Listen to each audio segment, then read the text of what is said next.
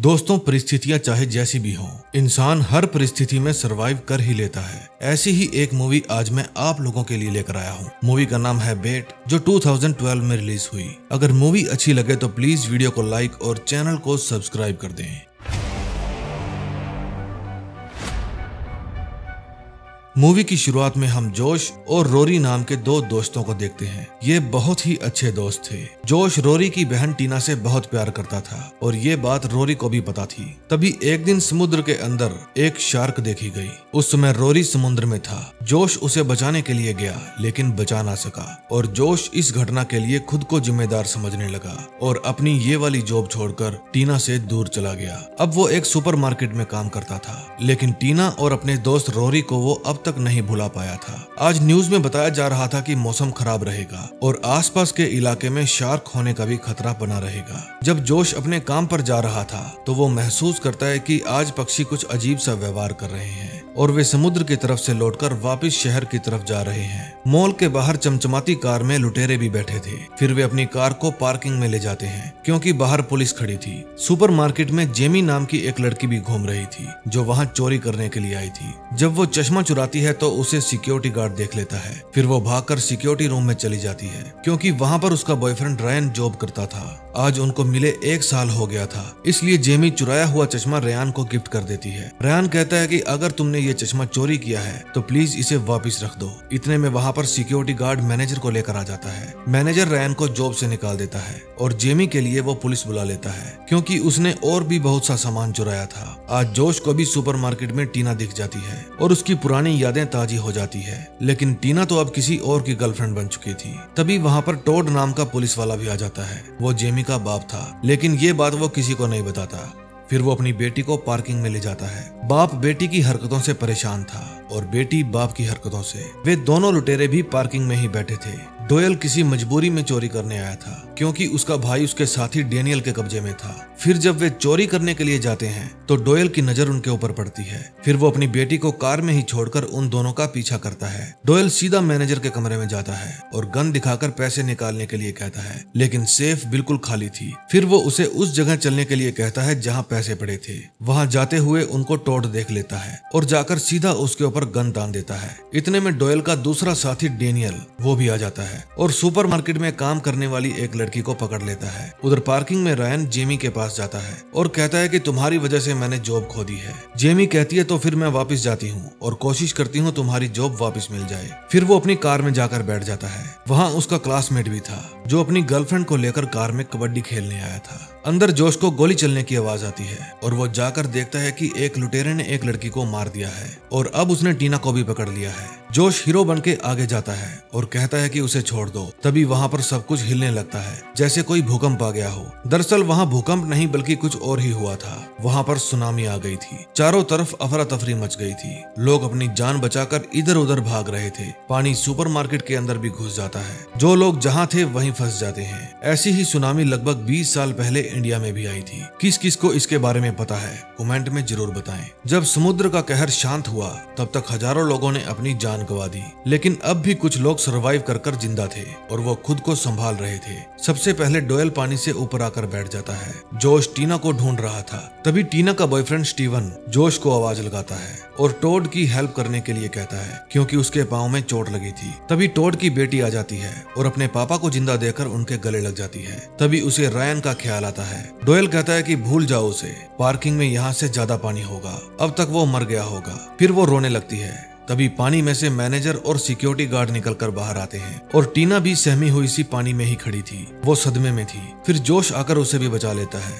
वहाँ एक और लड़की जो उसी सुपरमार्केट में काम किया करती थी बच गई थी। उसका नाम कैरिबा था। डोयल उसे भी ऊपर खींच लेता है। स्टीवन सुपरमार्केट में ही घूम रहा था ताकि अगर कोई और जिंदा है तो उसे बचा सके। तभी उसे वहाँ एक और आदमी जिंदा मिलता है। वो उसकी भी जान बचा लेता है। पार्किंग में वे लैला मजनू भी अभी तक जिंदा थे जो अपनी सुपर कार में सुरक्षित बैठे थे। रायन भी अभी जिंदा था। फिर वो अपनी कार से बाहर निकलकर अपनी कार के ऊपर चढ़ जाता है। उधर जोश टोड के पैर में से रोड निकालता है जो एक्सीडेंटली उसके पाँव में घुस गई थी। अब वे सब लोग वहाँ फंस चुके थे। पानी का लेवल बढ़ चुका था और उन्हें पता पता था उनको बचाने के लिए कोई नहीं आने वाला। यहाँ से निकलने के दो ही रास्ते थे, एक कार पार्किंग जहाँ यहाँ से भी ज्यादा पानी था, दूसरा गेट पानी में बहकर आई गाड़ियों के कारण बंद हो गया था। फिर कुछ लोग वहाँ से बाहर निकलने का रास्ता खोजते हैं। तभी कैरिबा नोटिस करती है कि पानी में कुछ है। जोश समझ जाता है, इसलिए वो सबको पानी से बाहर निकलने के लिए कहता है, क्योंकि पानी में शार्क थी। वो सिक्योरिटी गार्ड को अंदर ही खींच लेती है। सब लोग डर जाते हैं और चौकन्ने होकर बैठ जाते हैं।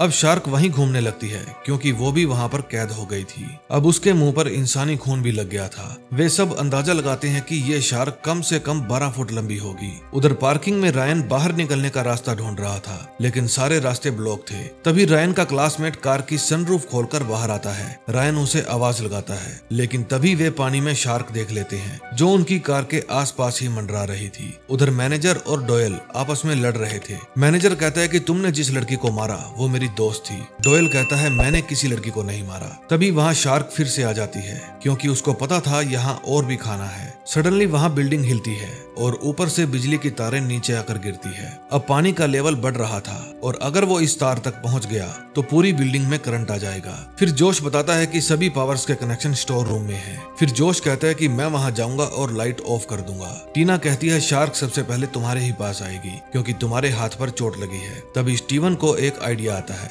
उधर पार्किंग में शार्क उन लैला मजनू को खाने की फिराक में थी। तभी रायन कहता है कि मैं कोई ऐसी चीज ढूंढता हूँ जिससे मैं शोर करूंगा, और जब शार्क मेरे पास आए तो तुम भागकर किसी ऊंची सी जगह चले जाना। उधर जोश और टीना ने स्टीवन के आसपास एक कवच बना दिया था ताकि शार्क से बच सके। फिर स्टीवन जोश को कहता है कि मैं टीना का बॉयफ्रेंड नहीं हूँ, मैं उसका सिर्फ एक अच्छा दोस्त हूँ, हमारे बीच में ऐसा कुछ नहीं है। फिर वे स्टीवन के मुंह में एक पाइप देते हैं ताकि वो उसके जरिए हवा खींच सके, और स्टीवन पानी में कूद जाता है। उसने अपने पांव पर वजन बांध रखा था ताकि आराम से जमीन के ऊपर चल सके। शार्क उसके पास से ही गुजर जाती है, लेकिन उसे कुछ भी नहीं कहती। फिर वो स्टोर रूम में चला जाता है। पाइप काफी लंबी थी, लेकिन फिर भी वो बिजली के बोर्ड तक नहीं पहुंच पाता। फिर वो पाइप को खींचता है, लेकिन जोश ने भी पाइप को टाइटली पकड़ा हुआ था। तभी वो एक गहरी सांस खींचता है और पाइप को अपने मुंह से निकालकर बाहर फेंक देता है। वो पावर ऑफ कर देता है, लेकिन पानी से ऊपर नहीं जा पाता, क्योंकि उसके पाँव में वजन बंधा हुआ था। वो बहुत असहाय हो गया था, इसलिए अपनी जान गंवा देता है।